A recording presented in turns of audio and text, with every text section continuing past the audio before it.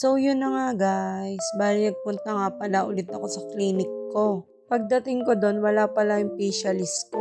Kaya iba yung nag-assist sa akin. At ayun, habang pinafacial niya ako, tamang maritesan lang kaming dalawa.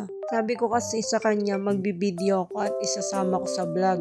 Hanggang sa ayun, ang dami na namin na pagkwentuhan. Ano pangalan ng ano ma'am? Jenny Girl po. Bago lang po ako Ano po bang inyo ma'am? Jen. Jen? Ay, pinatay. Oh. Jenny ako. Pag po talagang mga Jen, magaganda. Ay, perfect. Diba?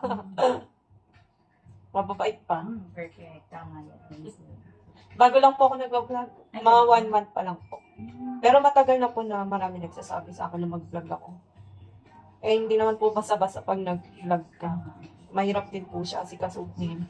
Lalo na po ako nagsimula pa lang. Ayun nga, halos lahat ako lahat kagalaw. Yung video, tapos yung editing. Opo, yung editing po talaga yung matrabaho. Pag-edit. Opo. Yung 5 minutes po na edit. Ay, na video. Parang ilang araw oras doon? mo rin i-edit po yun. Depende pa po. Kung yung video ay mahirap i-edit. May mga video din po kasi na mahirap po i-edit. Pero meron din po mga video na madali lang naman. Ako yung mga basic effects pa lang po yung ginagamit. Ilan yung mga na-upload Sound nyo na ano? effects. Buong buwan, sa isang buwan po yun, ang ginawa ko po consistent po ako nag-upload ng vlog po. Oo, dapat na ganun eh, no? Talaga pong inano ko na consistent po ako. Kasi po, may idol ako yung yun yung niya sa mga aspiring vlogger. Ano? Pero dami rin yung labo niya na sikat, no? Opo. Ganda na ng buhay. So usually po napapalo ko ngayon mga motovlogger po. Ah, talaga. Opo. Nanood din po kayo ng vlog.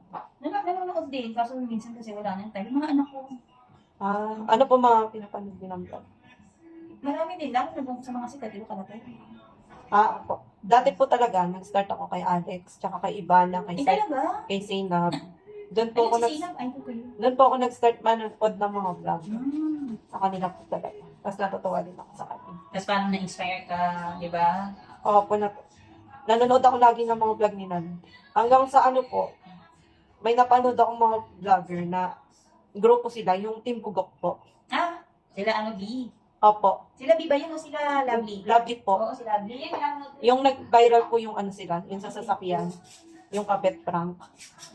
Doon po ako nag-start na manood ng vlog nila. Tapos po, hanggang sa, di ba po kilala niyo yung Pacboy po? Oo, si Pacboy tsaka si Jerry White. Yun, doon po ako nag-start maging super fan girl po. Talaga? Hanggang sa nakilala ko po sila pareho. Ay, naganit mo na? Opo, nakapunta-punta po ako sa bahay ni Ate Che or ni Cherry White. Talaga? Mabait si ano? Opo, sobrang bait po nila pareho. Eh, di parang kumikita ka na yun sa vlog mo. Hindi po, bago pa lang po ako nag-start. Ah. 2022 po, na po nila ako, fan na po nila ako.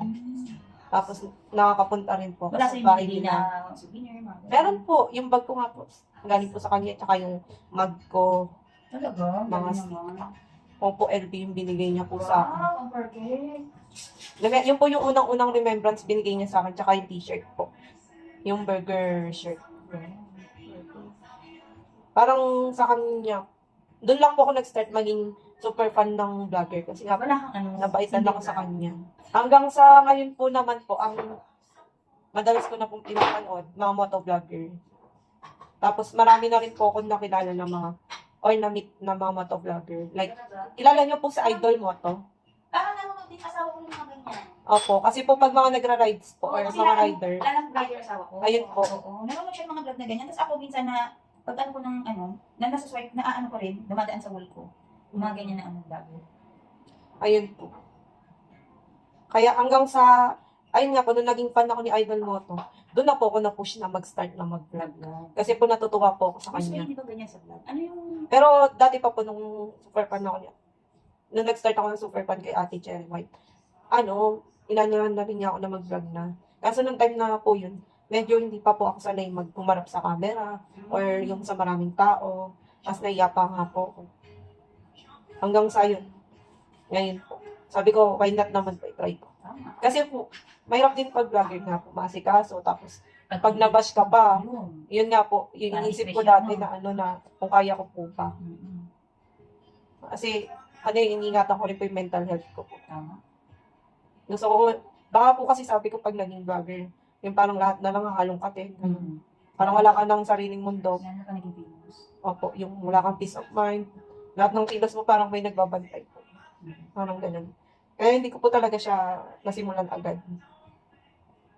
Kumbaga dati po parang nag-fangirl po talaga muna ako. Doon ako nag-start.